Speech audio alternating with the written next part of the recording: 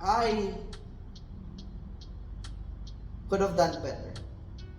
But let's go with the self-compassionate route and argue that I did not know. I was working with what was available with me as a guy who had no experience with girls as much as others. As a guy who's been distancing himself with this romance stuff and this lovey-dovey cringe he sees on social media. I was doing my best and I was trying to give my all, and apparently that scares people. And it scares her. I was willing to do that much. And I can't even blame her. And I'm not even in the position to blame anybody. And I'm trying to blame the world, but I'm not going anywhere with that. If I did not go to school December 7th, for whatever reason, I wouldn't even be here recording this video and writing this quote down on the board. Imagine that. That fleetingness, and yet that interconnectedness, the butterfly effect, that's what scares me, but that's what I also find beautiful. I can't believe such a simple act would influence my timeline this much. There were many variations of the whole let's get home or a girlfriend plan. It could have gone in so many ways. And this is just one of them. And I have no capability to scan through every possible outcome. Of course, I'm not a computer. I could simulate as much as I can, like the most likely events or series of events, but that's about it. And I spent around a month or two trying to draw about the perfect, flawless plan. And yet, when I lost all sense of control, when I was just on my own, when things finally were going well and I was on top of the world, I guess I forgot the part where anything that finds itself on the top will eventually have to make its way down. When you're at the top, the only direction is downward. Would like to say that there's nothing we can do, and if you guys know me well, I don't like that quote. I don't like those types of quote where we surrender ourselves to the haphazardness and uncertainty of life. I still am an advocate for taking control of what we can control, but I'm not going over that again because there is a fine line. It's one of those finest lines in life, a very thin one at that. I'm still wearing the Liceo ID lace because this perhaps is the only way I can honor them, my Liceo friends who I would like to say turned my life on its own head. I wouldn't be here right now if not for them. I wouldn't be who I am without those experiences. It hurts to be something. Is that promise? Yeah, we didn't even get the chance to say goodbye. And the way I described it to my friends who can relate to my situation is that this is some form of mercy killing. In a way, it makes it easier for the both of us to detach ourselves from one another, but she missed the part where that's not my nature. Regardless of time and distance, you will matter as much to me now as you would have back then. And whether that's a curse or blessing, it's just one of those Homer trademarks. No matter how many people I have met after we've parted, even if you say the wrong things to me, and even if I did the same to you, even if we ended in bad terms, even if the last time we saw each other was a middle finger or whatever, you would matter as much to me as you did back then. I will love you all, but I guess I am selfish for wanting to keep you all in my pocket. And that's the part that crushes me the most. Yeah, I cannot keep everybody in my life. I have to choose. And I've got to a point maybe that I don't want to choose anymore. Aside from myself and what I want, because I have a problem with losing things. It's personal to me.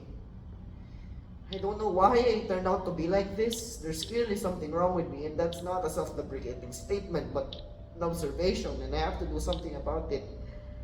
But it's gonna take a long while to reboot my system and erase what could be a system file per se. I would really love to narrate the entire plot to you guys, but I just can't bring myself to do it. For one, it's gonna take so much time. Two, I can't remember everything. Three, I think I am violating some sort of law and she'll like sue me out of nowhere, and that would be a very unwelcoming reunion. I am trying to journal it down. If I'm so good at recollecting and reminiscing and relapsing, then might as well just use the skill or flaw, if you would like to call it that. I can't unlove people and I can't uncare about them. Whether you be just a random guy who sits back at the classroom, who doesn't even do much, but you did one kind thing to me, I won't ever forget that. And I thought that was a good thing. Apparently, it is a curse to some extent. You argued to me back then that if we were to go in another relationship, like who would win? When in fact that is something you should never ask. That's not fair. You don't compare your relationships, whether it be the first or the second or the third or the last or the 69th if you're a player boy or some playboy. The point is, I feel like I won't let anybody top each other because they're all special within my heart, and it's also cliche and cheesy, I know. And it's a me problem. And first I thought I should just toughen it up, like, oh, just stop. It's detrimental to what I need to do. But as the other homers have suggested and content I've been consuming to help me out, there's really no point in trying to shove it down my throat and pretend I don't have that trait.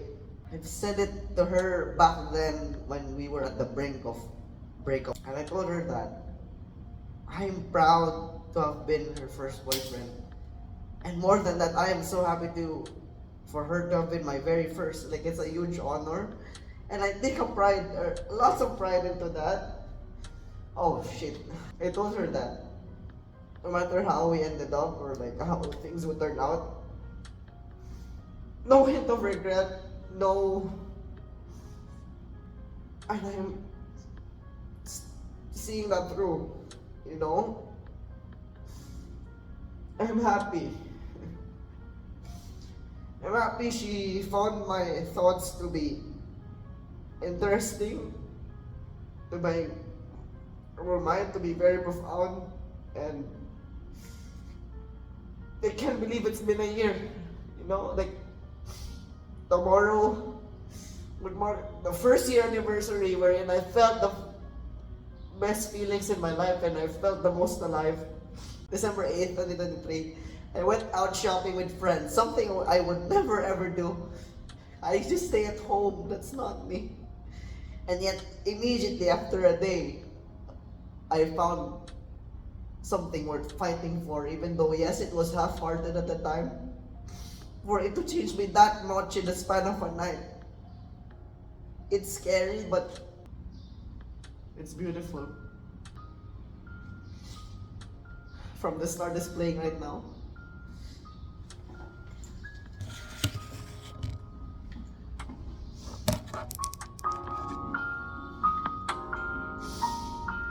I really did love her so much.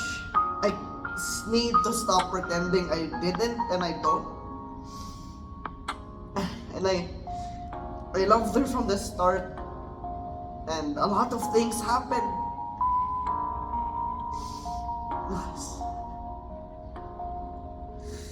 What a plot! And I really would love to tell you guys someday. And you future homers, I am writing it down. If you ever happen to see this, feel free to sue me or contact me before doing so at least. That would be a very, very funny but terrible reason to break no contact. But yeah, so I guess I'm going to end it here because I have nothing more to say. I know I said I didn't want to become the Superman kid, but Homer, I'm glad we did the scary thing first. And I guess it's now time for me to get scared. You enjoyed the other time. I guess it's now time for me to, if not pay the price, let's just say fulfill my side of the contract, because that's how I go about things. I never break promises, let alone contracts. December 7, the succeeding days, exactly a year ago, would mark one of the best weeks of my life. Best weeks. And I guess I would just celebrate that. Even though there's a complete contrast between my situation now and last year, because I feel like complete shit. And a lot of things have been going on in my life recently. And I guess if at least 2023 me is happy. And I'm happy for him. I'm happy for Biel. And I wish him the best.